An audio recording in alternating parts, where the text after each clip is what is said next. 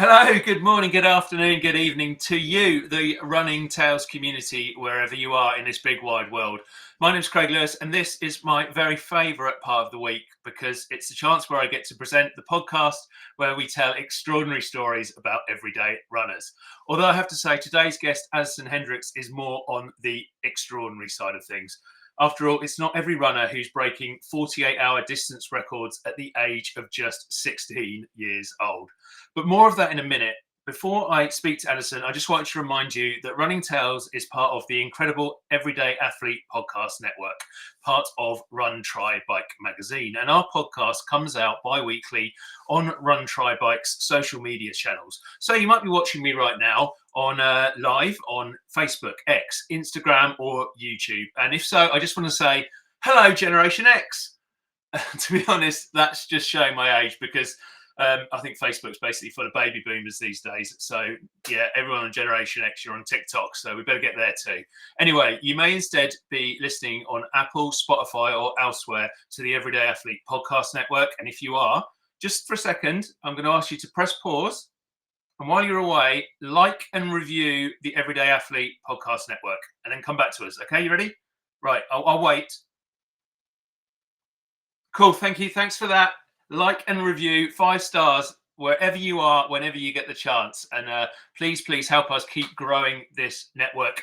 And make sure also to check out all the other fantastic shows on our podcast network, from the brilliance Beyond the Finish Line with Joe Harden to debates about pineapple and pizza and so much more from Om Gandhi and Jason Bahamundi on their Fireside Chats podcast. So anyway, let's get to the important stuff. Let me introduce you to today's guest, Addison Hendricks. Something of a ultramarathoning prodigy, Addison ran more than 130 miles in just over 37 and a half hours when he was just 16 years old. And we'll definitely be talking to him about that. Now, I think he's 25, 26. We'll check that maybe too. Addison's gone on to compete in some of the toughest races around, including ultras, which close in on up to around about 400 miles. Yeah, let me just repeat that, 400 miles. And I thought I was doing well when I got to 40. Not only that, he's won a lot of them as well. So without any further ado, let's bring today's guest, Addison Hendricks, forward onto the Running Tales podcast. Hey, Addison, how you doing? Good. How are you? Yeah, I'm good. Thank you so much for joining me to have a chat about all things running today and your running story. And it kind of seems to make sense to me to start back when you were 16 and perhaps about to take that record on. But what I'm interested in to start with was how much running you'd done before then, because I think you told me when we were chatting beforehand that before taking on that massive distance, you'd only run up to 16 miles or something. Yeah, that's correct. I at that point I'd never even done a marathon. I think I'd done a couple half marathons and a couple like sprint triathlons, but never ran a marathon. It was only 16 miles was my furthest run. Yeah, and did you, having only done that, I mean, that's probably still a decent distance to do when you're in your early to mid-teens, but obviously nothing like what you've gone on to do. Did you sort of know at that point that you liked running, that you were pretty good at running, that you could keep going for long distances? I mean, it was definitely a abnormal event for my first go at it. To be Yeah, setting an American record. So I really enjoyed it. I liked it, and I kind of caught the bug. At that point, I was still in high school, so I was yeah. very limited on the races I could do just because I had to be at school, and then my parents were like, "You're going where? No, no, no, you're not flying to Oregon to run that. You're staying home." So I was very limited when I first started, financially, time wise, and just what my parents will let me do. Yeah, sure. And this chance came up because it was an event I think that your coach actually put on himself. Yes, it was he was holding it as a fundraiser for our cross country team, to buy uniforms, book trips, do races out of state, stuff like that. And he came we were after practice one day, he just got everyone around. It's like, "Hey, we're looking for volunteers to work, the aid station and help the other runners. organize packets. And it's like, if any of y'all want to sign up, just come out, run 1 mile, 10 miles, whatever you want to do, because it's a 48-hour run, so there's no minimum distance required. Everyone's a finisher. Yeah. So he encouraged us all to come out and see what we could do. And so, at what point was it when you thought, rather than I'm going to go out and run 10 miles or 16 like you had before, that you sort of thought, oh, do you know what? I'm going to run for all. Well, I mean, you didn't actually have to run for all 48 hours in the end, but you were going to try and run as long as you could and even have a crack at that record.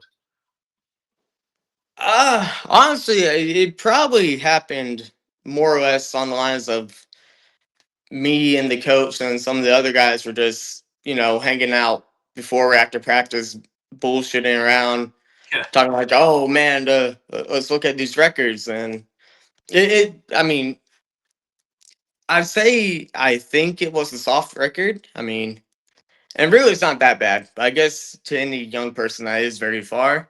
But we were bullshitting around like, "Oh yeah, you can do that," and I was probably very easy to convince to do anything back then. So I was like, "Oh yeah, I'll do it. I'll do it."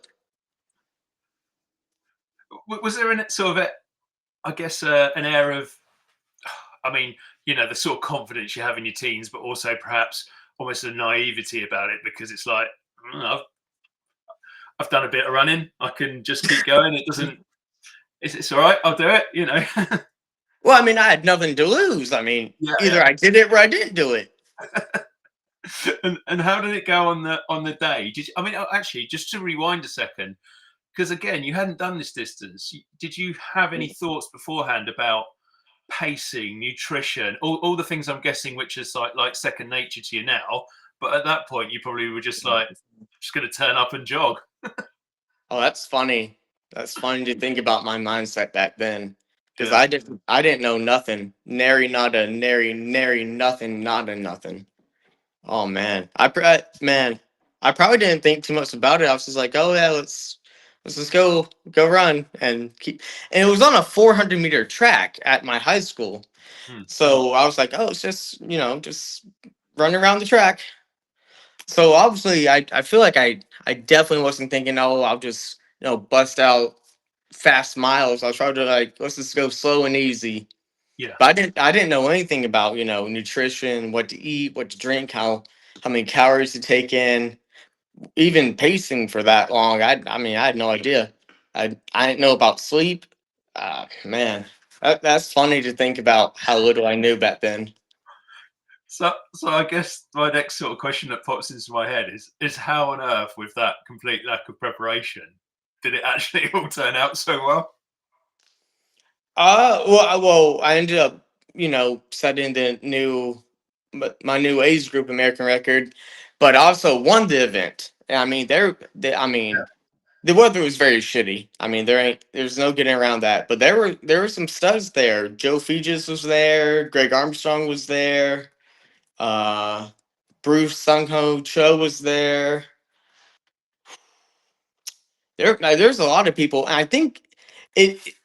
There were so many good people there because the way that the time, like when the event happened, it was like one of the last certified track races that you could use to qualify for Team USA. So a lot of them just fought there. Yeah, yeah.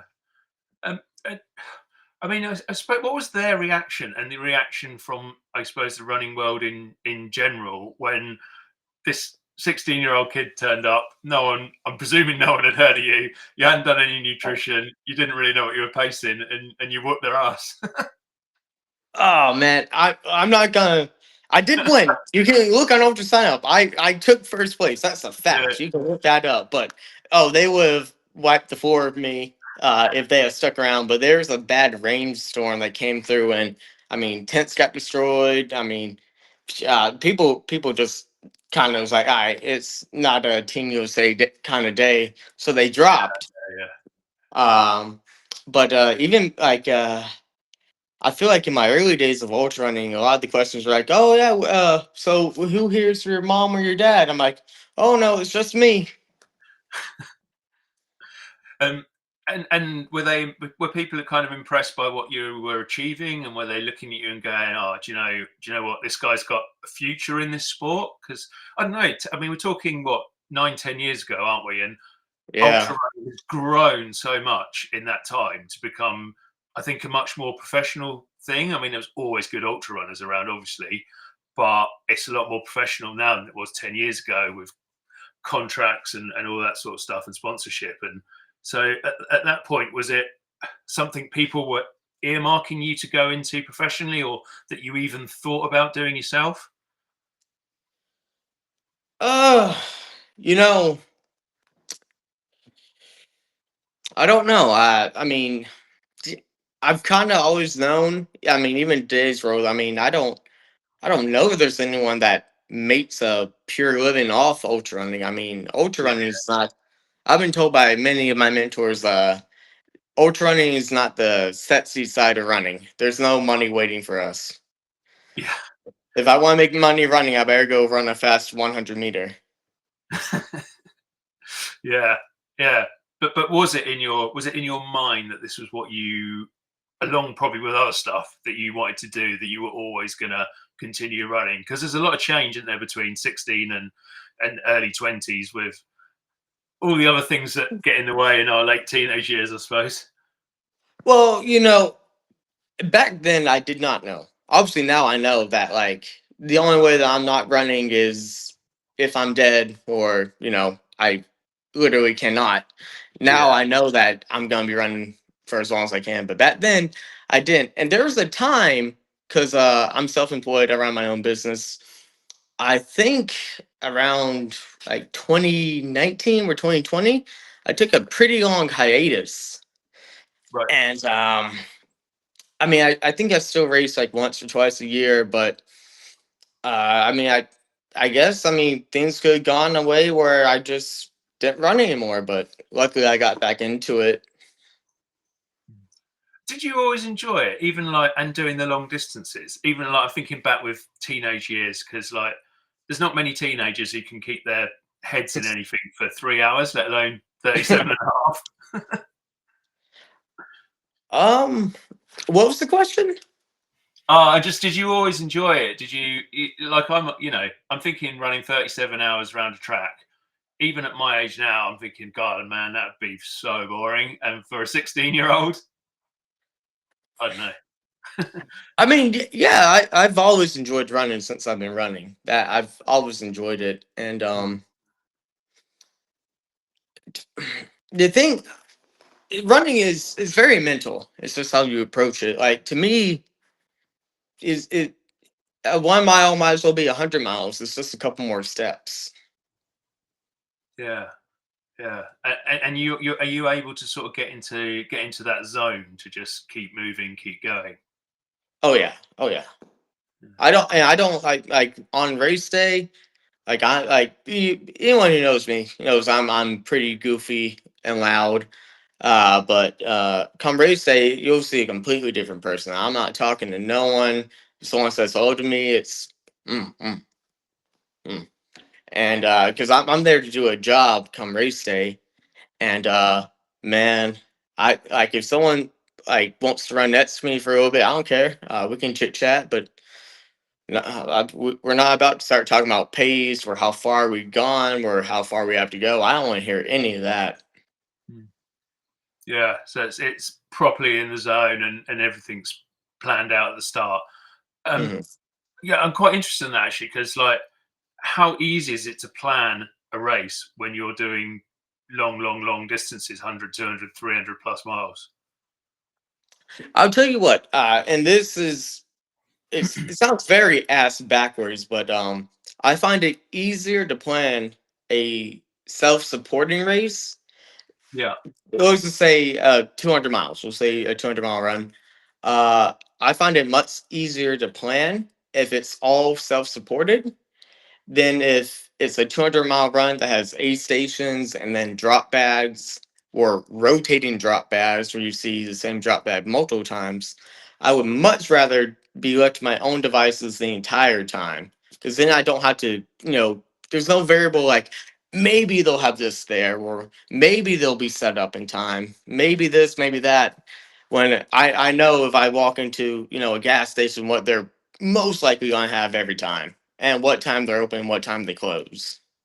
Yeah, yeah. And would you know about what stops you're going to before you set out, or is it a case of here's something along the route I best dive in now because I'm starving or whatever? Oh man.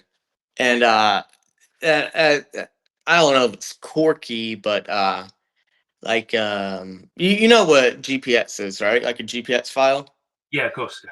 So on these long journey runs, they'll give us a GPS file, and there'll be people, and there's always group chats and Facebook groups with the racers for every race, and they're like, "Oh, did y'all see this at mile marker 135?"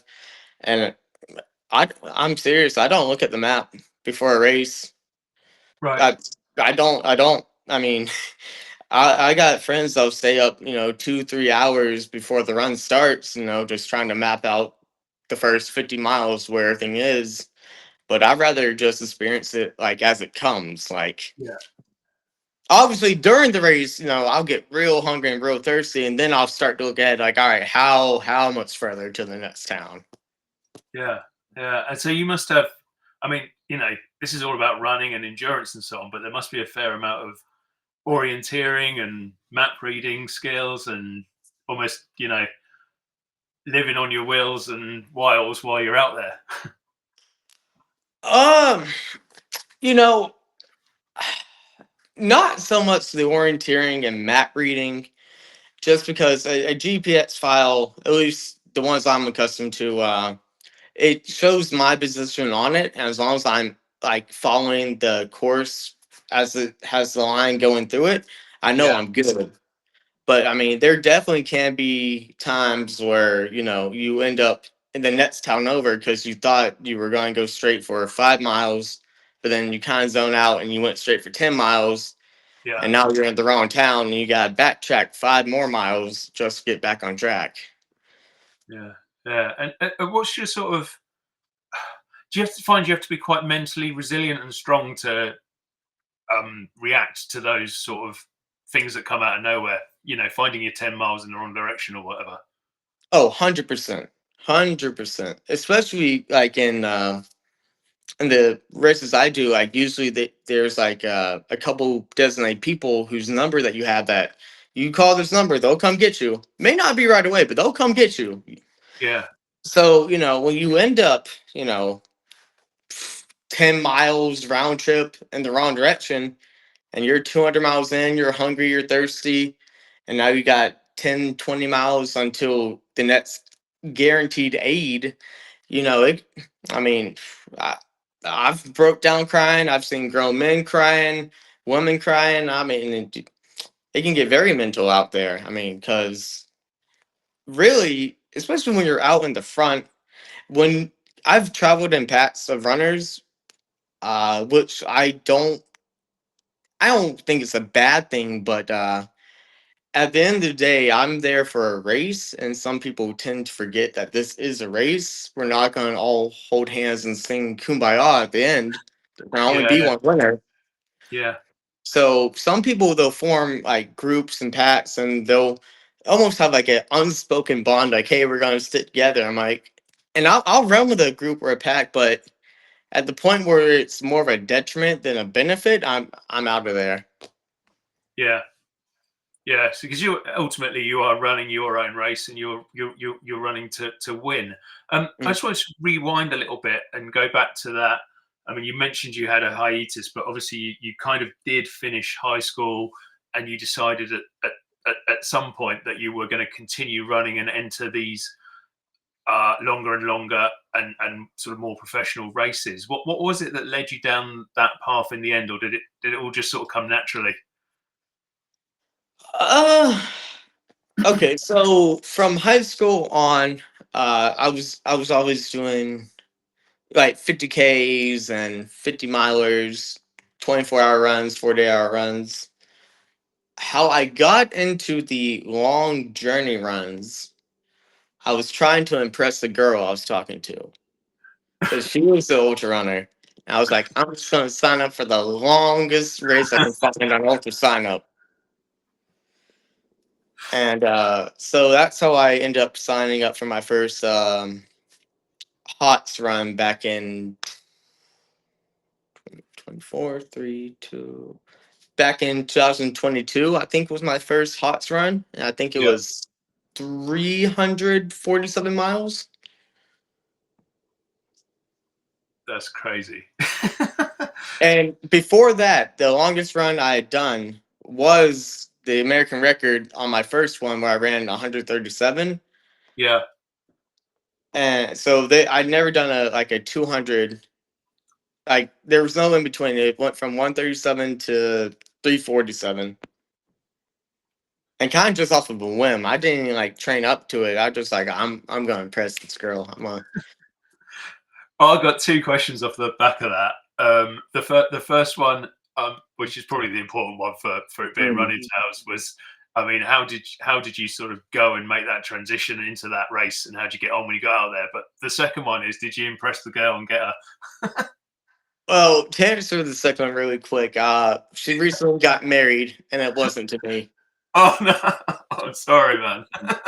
I can't win them all. Can't win them Yeah, all. yeah. But We'll move on. We'll move on. um and the what was the first question again? Oh, just how you got on with that huge jump in distance and taking on an event like that. Even with having I probably had, 20, maybe 25, 50 Ks or 50 milers, 100 milers under my belt that time. But when you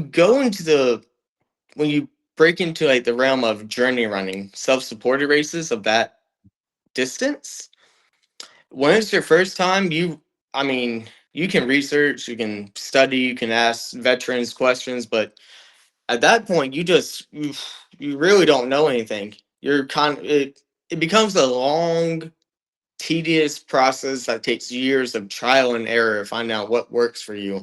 Because I Mm. mean, you can't even carry enough gels or goos to last that long. So you got to start eating normal food, or at least like gas station food. So you got to find out what works for you. How much water can you survive on for normal distances between towns? How much food do you need? How much sleep do you need? When do you sleep? Where do you sleep? But when I did that one, I didn't know nary nada nary nothing. Nothing, not a nary nary. And I remember, where do we run? I think maybe we started in Frankfort, Kentucky, and we ran to the top of Sand Mountain, Alabama. And like 30 miles in, I was already having blisters. I was like, oh shit, I don't know what to do. But like me nowadays, like first off, I know the steps to take to most likely prevent those blisters from even happening over the entire course of the race. But even and if they were to happen, I could immediately solve the problem. But back then, I was like, "Oh shit, I don't know what to do. I don't even remember what I did do. I don't, because I didn't know anyone. Like when I showed up to that race, I knew no one there, not one person there. But people were very nice to me. They took me in, brought me under their wing, because obviously back then I was shit, like 23, maybe 24. So I was a young guy, and the I think I read somewhere like the average age to do your first ultra is like 41, 43. Yeah. So I was a very far outlier to the youngest. I think the next youngest person is like 15 years older than me. So I didn't know anything. I didn't know what to do. Uh, I think within the first 60 miles, my bladder, my camelback broke, so I had to just carry bottles on top of bottles in my backpack. Uh, but I got the damn thing done. Yeah, and just quickly for, I mean, some people listening may know what HOTS is, but for those who don't, can you just Oh sort of man. quickly explain what it is? Because it's a pretty crazy race, isn't it? Oh, HOTS is probably my favorite race. What HOTS is an acronym. It stands for Heart of the South. And the thing about HOTS is it's different every year. Yeah. So there's no set course.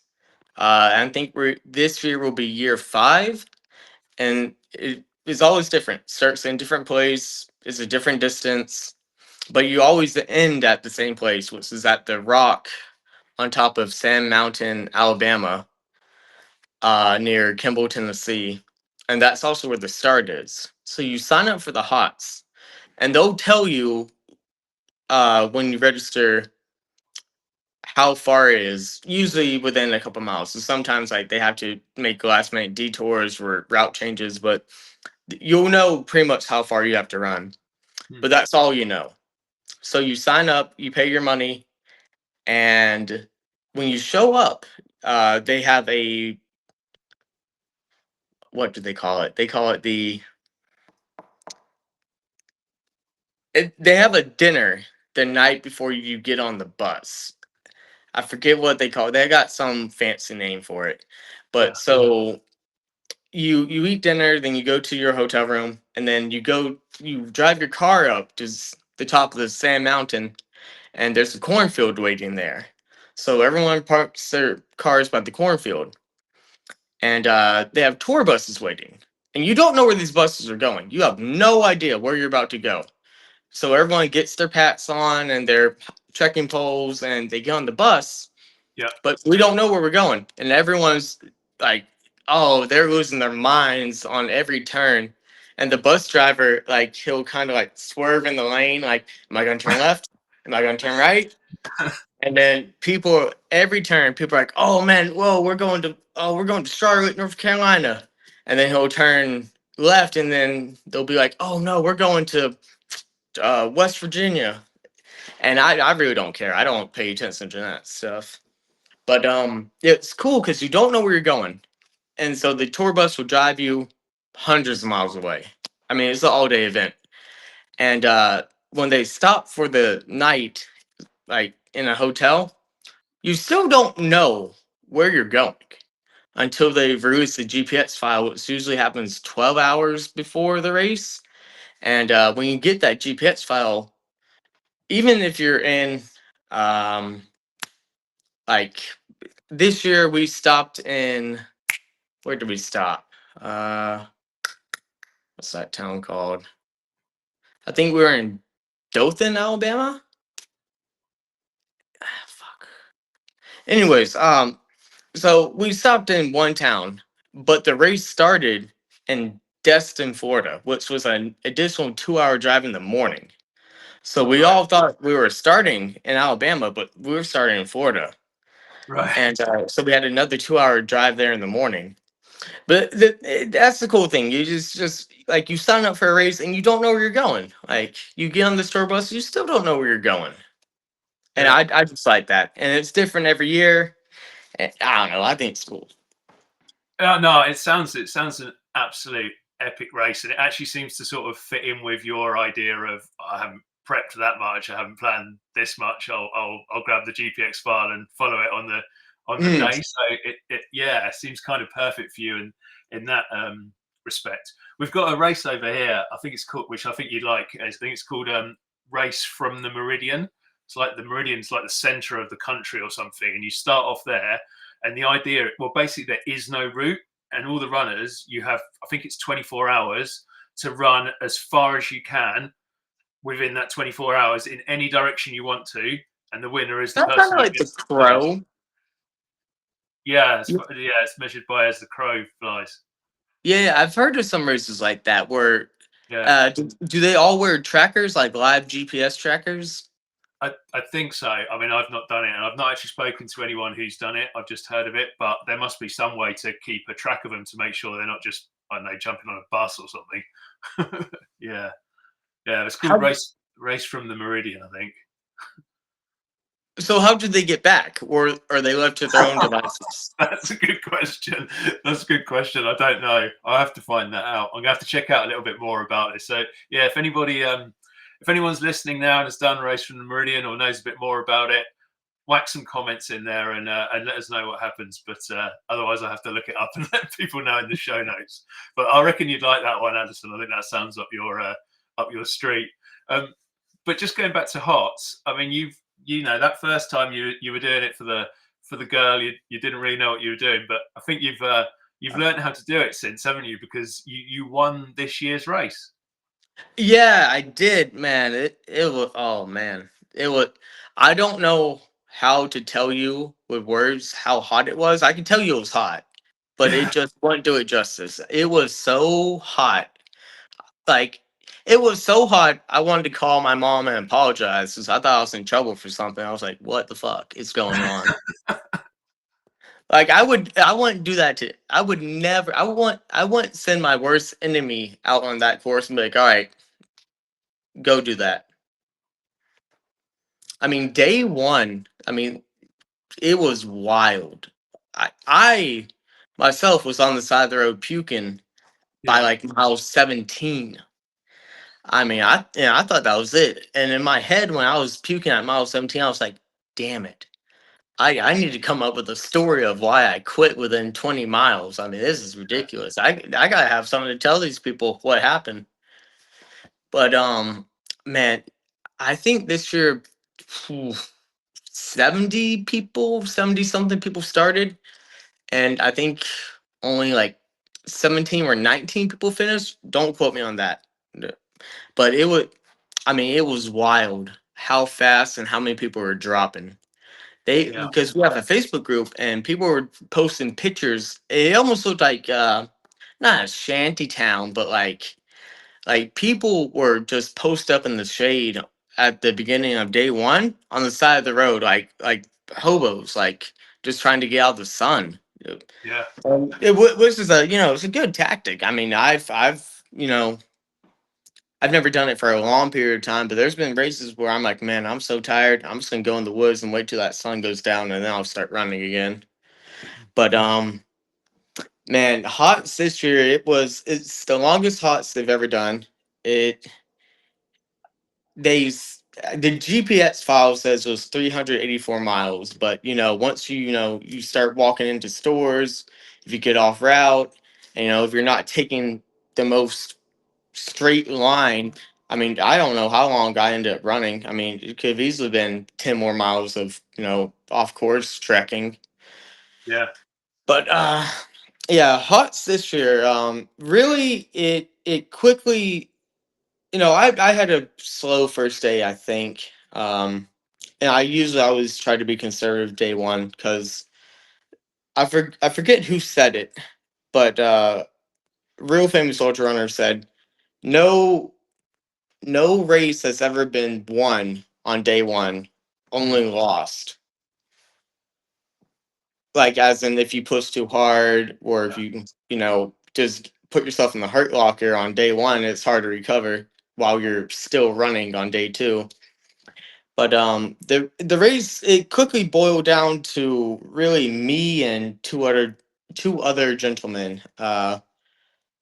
Me being one, and then another fellow named Jim Wynn. He had just ooh, Jim Wynn. Yeah, he had just won the third circle of hell, which is another long, hard race that the same people put on. And by the way, Hawks, it's put on by Gary Cantrell, Lazarus Lake, the guy who puts on the Barkley. yeah, So Hawks and Ball State are all, you know, of the same family as the Barkley Marathon or the Barkley Fall Classic. Gary puts them on with his I almost said sidekick Carl, but I'm gonna say his partner Carl. yeah, Um, so he puts them all on, and Gary, I don't want to say he's sick in the head, but he's definitely twisted. Um, so he makes these races as just as hard as he can, where he thinks someone might be able to finish. yeah, So the Hots race, it broke down to me, Jim Wynn, who had just won the third circle of hell, which is another one of Gary's races, and then John Clark, who has won Hots in the past and has a bunch of good accolades to his name. And what over when you're running a race of that distance, people can get spread out over 50, 100 miles long after day one. So, and when you're towards the front, there's usually not a lot of let's run together because, I want to win, you want to win. Yeah. And I could talk for a very long time about HOTS, but I'll just skip to the end, to the last day, the most exciting part for me. So there's a bunch of tears and crying and hardships that went on during the race. I tried to drop out at mile 76. I called Carl, um, which is one of the race directors, and I told him I wanted to quit, and he hung up on me. And so I called him back, and I was like, "Did you hang up on me?" And he was like, "Addison, we have other people to worry about. Figure it out." And I was like, and I was mad. I was seriously angry because I was like, "Am I not allowed to hurt? Can I not be in pain?" And I was. I mean, I'm glad he didn't let me quit because I ended on winning. But I, Yeah. I was I was legitimately upset when he hung up on me and told me just like to work through whatever I'm dealing with. But so Did he fast remind forward. you? Did he remind you about it at the end? Yeah, yeah, yeah. But so fast forward to the last day, the last night. It's I had grown into, for the longest time, for the first 4 days, Jim Wynn was leading the race with, hell, probably like a 20-25 mile lead. But then I was slowly catching them and catching them. And then on the second to last day, I caught up to him, and we probably only spent 4 miles together. Uh, and then I left him when he went to go get some tacos at this restaurant. I was like, I'm just gonna keep running. And Yeah. so fast forward to later that evening, I'm sitting on the outside of a church, and me and Jim, we're real talkative. Like we'll text each other like, "Hey man, where you at? Hey man, are you sleeping? Hey man, are you thirsty? You got food?" But John Clark, and the funny part about it is John Clark will post videos like updates like for his followers and stuff while he's running. But if I or anyone message him like, "Hey, where you at?" He don't say none. He don't tell you where he is, how far behind, how he's feeling. So I'm I'm sitting on the outside of a church, just on the steps, tying my shoes, on the phone with Jim, and we're talking about John. Like, man, do you know where John is? I've been texting John, calling John. He's not picking up. I don't know where he is. And I just so happened to I look up because I was just looking at my shoes, tying them, and I look up and I'm talking to Jim, and John is like as quiet as he could, trying to run past me without Sneaking me past seeing you. him. Like he was trying to sneak past me, and I was on the phone with Jim. I was like, "Oh shit, John's right in front of me. I gotta go." Boom, hung up on him, and I tied my shoes. And John took off. I mean, he took off. He threw on the afterburners, and fortunately for me, I probably have. He's probably 3 decades my senior, so I had the legs to catch him. Yeah. And during when I caught him, I was like, "Bro, what's that about? Are you trying to drop me?" He was like, "No, man, no, I'm just running."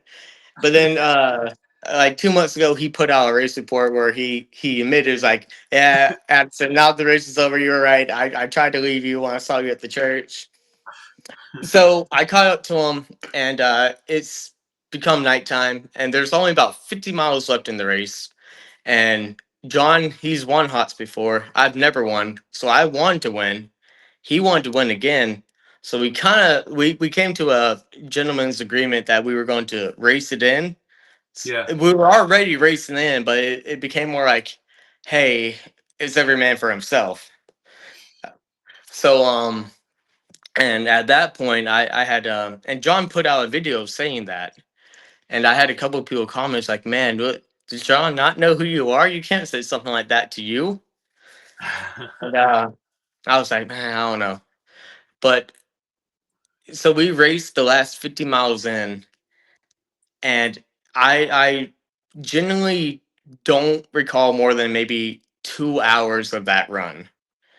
Um, like the whole night, like because I was probably running for 5 or 6 hours in the dark. I don't remember that. I don't remember it because we had 50 miles to go, and then the next time, like I remembering, remembering like fluidly is like when I have like 16 miles to go. I'm like, oh shit, there's only 16 miles to go. When did that happen? Mm. And so I get to the last little town, and Carl's there, and he won't tell me nothing. He won't tell me where John is. I think John's right behind me. Every quarter mile, I'm looking over my shoulder, checking my watch, and we only had like 8 miles to go at that point. So I started hauling ass. I mean, I was running, and when you get to,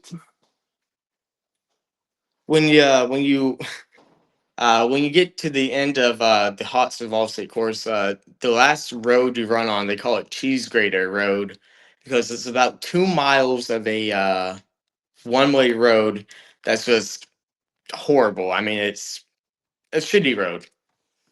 Uh, and I'm flying down Cheese Grater. I get on to the barn, the barn at Castle Rock. It's a wedding venue where it used to be. They just sold it. But I'm in the cornfield, which is about a mile to go, and I'm still looking behind me. Where's John Clark? Where's John Clark? And I get to the end. I'm the first one there, and man, it felt good. It felt so good to be the first one there because I'd done it like 2 years in the past, and when you win HOTS, by the way, you get bestowed a title, and it comes from the winner of the first HOTS on the first year, Bev Abs. Um, Another great runner. Oh, Beverly Apps is an amazing female runner. Even at her age, she's oh man, great runner. But Beverly won the first ever hot, so Gary let her pick like what the winners will be called from then on, Yeah. and she chose the title, the Queen of the South. So now everyone who wins HOTS is Queen of the South. And what's cool about Vol State is it's been going on much longer than HOTS. If you win Vol State, you are the king of the road. And the state of Tennessee Department of Motor Vehicles and Highway Safety, they'll actually send you a letter claiming for that year that you are the king of the road. Yeah. So that's pretty cool. Yeah, definitely, definitely. I'm fascinated by how like the journey that goes through a race like that, and just like from dropping out, almost from being sick at the side of the road at mile 17 to almost dropping out at mile 70 to picking up to racing with somebody to then sort of sprinting it in and losing your mind at the end and not remembering things. It's there must be so much that goes on. How do you steel yourself to be prepared to do something like that? Because you must sort of think, oh Christ, have I got to do this again? It's funny you say that. It's actually a very scary thought to me. Yeah. Honestly, they're fun, and I'll keep doing them. But fuck, like you said, I'm just thinking I gotta go out there and do that again. And the way I race them, and there's better people than me. Not many, but there are. Uh, and I think all the top tier people will agree. It's no way to live when you're racing like that and getting the little sleep that you do and little food or water that you do. It's no way to live. You can't live like that for long. You just can't. Yeah. Um, but the strategy that I have come to know, use, and love is I don't care about anything except for getting to the next town. I don't care how far I've gone. I don't care how many miles are left total. All I care about is how far is the next town, and I just want to get to that town. And once I get to that town, let's get to the next town. That's all I care about. I don't, because I mean, you can't run a 400-mile run, be at mile 63, and say, okay, I got 237 miles left. I mean, I would Yeah. drive you crazy. Yeah. Yeah. 337. Oh no, no, no. Yeah, I like to think. All right, I'm in town A. Town B is 19 miles away. I can run 19 miles. Yeah, so it's break it down into those achievable chunks that suddenly add up into something ridiculous. Yeah, and but even more into that, it's not even chunks. It's more just trying to truly believe. Once I get to town B, that's it. I'm good. Like that, not like that's the well, yeah, kind of like that's the finish line. But then when Yeah, I get there, yeah, obviously I tell myself, hey, let's next town. But I don't try to think like, hey, I have 14 12-mile segments. All I'm yeah, thinking about is right now 19 miles to town to get to town. hmm, yeah, because that becomes that distance becomes achievable in your mind. Whereas if you were to allow yourself to think of 330 more miles, you wouldn't it? It's no one's going to be able to cope with that in their head. You know it's there deep inside, I guess, but by Yeah. breaking it down, you can it becomes becomes achievable. I think. Um, Time is moving on, so I wanted to. I know you've done a whole load more events other than hot, so I just wanted to not necessarily go through them, but touch on a few of the other things you've done. 'Cause I think you've done like the Cowboy 200, and you mentioned the Barclay Fall Classic, which is obviously a massive sort of race because everyone's heard of the main Barclay Marathon. So Barclay is sort of a known thing all around the world, isn't it? What are your sort of favourite races that you've done, and I guess what have you achieved in some of those? Well, the Cowboy 200. I'm the only person that has done the. It's been going on for oh shit. Uh, they've held it 3 times. You know, I'm the only person that has completed completed the 200-mile run every year. It was me and a female named Jessica Nowak, but she uh, dropped out, I believe, near the halfway mark this year due to some training injury or leg issues. I don't really recall why she dropped out particularly, but at that point, I was the only one left in the standing to have finished it every year. And Yeah, for me, that's cool because you hear about people that go like the guys that have run the Boston Marathon with the New York Marathon every single year, and yeah, how every year the group gets smaller and smaller because like maybe someone will die or someone can't make it because of some emergency, so the group gets smaller and smaller.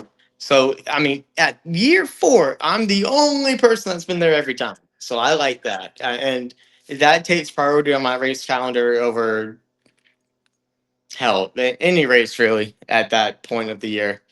yeah, So, yeah. uh, So I should have said, I think the other thing you've done is you mentioned Vol State earlier, but when we were chatting before, you were saying about how I think that race and Hots is only about 3 weeks apart, which is just mhm. ridiculous for two races of that size. So that's over 300 miles as well, isn't it? And when you won Hots, you came second at Vol State, which I think you told me was the best performance at that double. So I guess that's something to be pretty damn proud of as well. It ties the best effort from the double. The and I did that this year, 2024. I won Hots, and then came in second in Ball State. But the year prior, Bob Hearn, he won Hots, and also came in second in Ball State. Yeah. Now, my Vol State time was, like 2 hours faster than his, but his HOTS time was, a lot faster than my HOTS time this year. But you can't, the HOTS times, the course is different every year, like Mm. completely different part of the world, different, not part of the world, but it completely different courses. So it's hard to judge like similar results, like 2 seconds and one first. Now, if I were to win Hots and Vol State, then obviously I have the best double performance. But right now, only me and Bob Hearn have win at Hots and a second place of Vol State. Yeah. what's next for you? I mean, I suppose not necessarily in terms of races. I mean, I'm sure you'll be going back to some of. Well, I know we've already said you'll be going back to some of these ones, but where do you see yourself in maybe 5, 10 years in the ultra running world? Do you have a hope to be sort of, I don't know, a John Kelly style household name? Is that in your mind to get to that sort of level? Where's next for Addison? Well, in 5 years, I will be 31 years old, so I'll still be a relatively young man. Yeah, But I hope I just hope that my body will let me keep doing what it likes to do. Um, and obviously, I hope to get faster and stronger. And like I said towards the beginning, the journey runs, which is what I sell at, it's what I like. Um, I it's a constant trial and error thing. I mean, there's always something that you can take away from every race. hmm. Yeah. Are you gonna twisting Laz's arm to see if you can get in the main Barclays? Who knows? Watch this space. Who knows? Because I mean that would be an epic one, isn't it? That's one that everyone sort of looks at every year, and even people. Oh, we had because Jasmine, mainly because of Jasmine Paris, but people over here in the UK, no one had ever heard of this race outside of geeks who look at this sort of thing, and then Mm. suddenly the whole of the country is like, "Have you heard of this race over in America?" And it's just known, isn't it? And it must be even bigger. It must be huge where you are. Man, it see, the Barkley Fall Classic is more public domain, and the Barkley is a terribly kept secret. Yeah.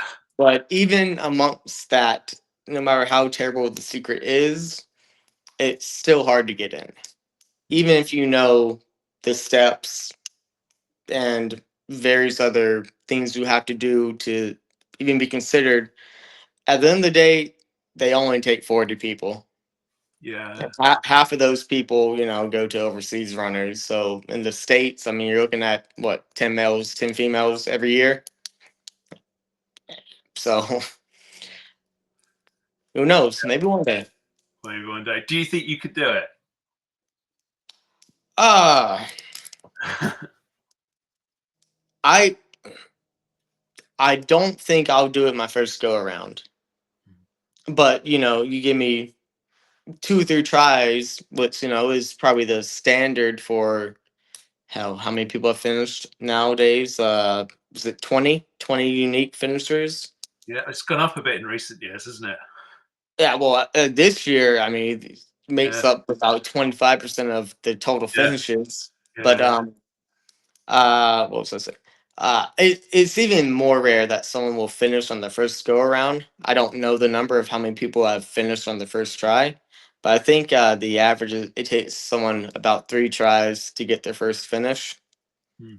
Um, so I feel like I'm in that boat. I'll probably go up there year one if I ever get in, and really get humbled, get my ass handed to me, and I'll probably spark the fire. Like, all right, I got to lock down and focus because I'm coming back with a vengeance. Yeah. Well, we will watch this space, as I say, Addison. It'd be awesome to see you. Well, we wouldn't see you because you never see anyone out there, do you? But to hear about you being out there and doing that one. Do you ever look at more? I suppose commercialized might be the wrong word, but more. I'll use it. More commercialized races. I don't know, Mm. Western States or UTMB or anything like that, or do they not really interest you? Oh, we are live, aren't we? But I'm only myself, so I can only be honest. Uh, I have no desire to do any of those races. Not even a little. Even if I was given free entry, I'd probably not go. Hmm. Uh, and I'll try to keep PG's not the right word. I'll try to protect everyone's feelings if I can. Uh, Yeah. I have no desire to do any of these races that have payment plans. That's the silliest shit I've ever heard in my life. How you have a payment plan to go run a race. I mean, I get people gotta make money, but I mean, you don't have to scout people. I mean, if you can show me your math and justify charging $2,500 for a 200-mile run, then we'll talk after you show me your math. Yeah. But so like the Moab races, Western States, Hard Rock, and even Badwater.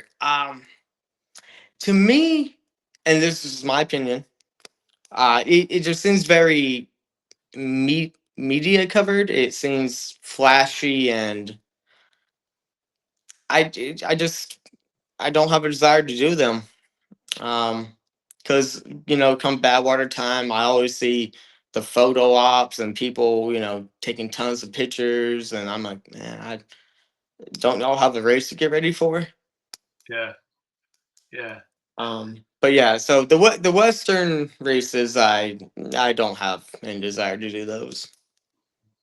Does it sort of, I don't know if disappoint you the right word, but do you sort of, does it, do you look at the sort of commercialization of ultra running and you're like, do you know what, this isn't what I wanted to do, and this isn't what this sport was supposed to be, because it's supposed to be people not necessarily just rocking up, but doing the training, doing the work, but turning up, being chilled about it, getting on and having a run and enjoying the run. Whereas it's become people posting on Instagram and articles in the New York Times or whatever.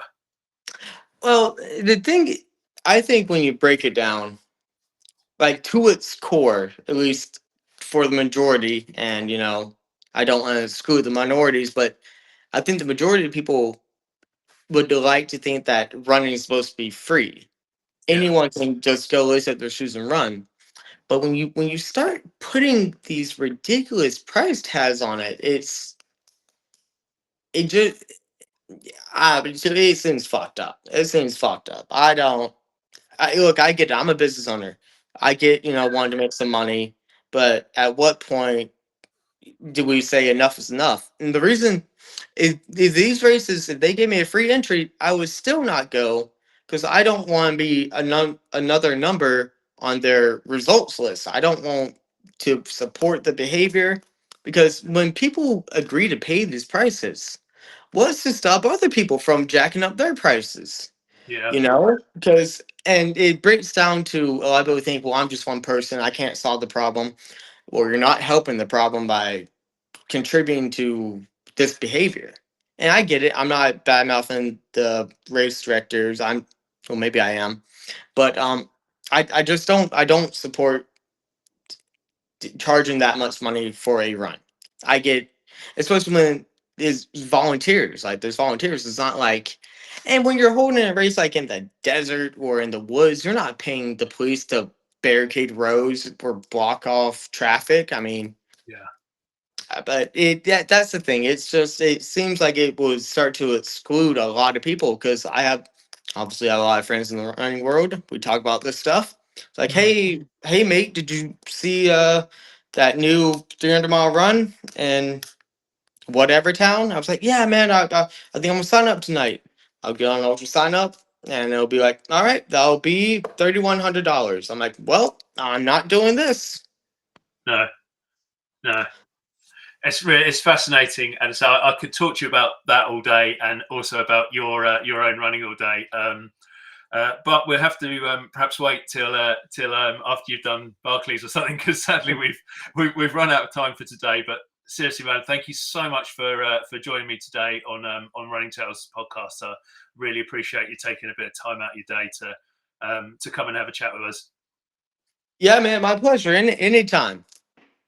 Great stuff. Thank you. And thank you, everybody, for coming and listening today to the Running Tales podcast. I hope you enjoyed my chat with Addison Hendricks. You can obviously hear that he's done some fantastic things in the ultra world, and such a young man. I think there's loads and loads of amazing things to come from Addison. So keep an eye out on his career, and we'll all watch him do Barclays and and complete that one as well soon, hopefully.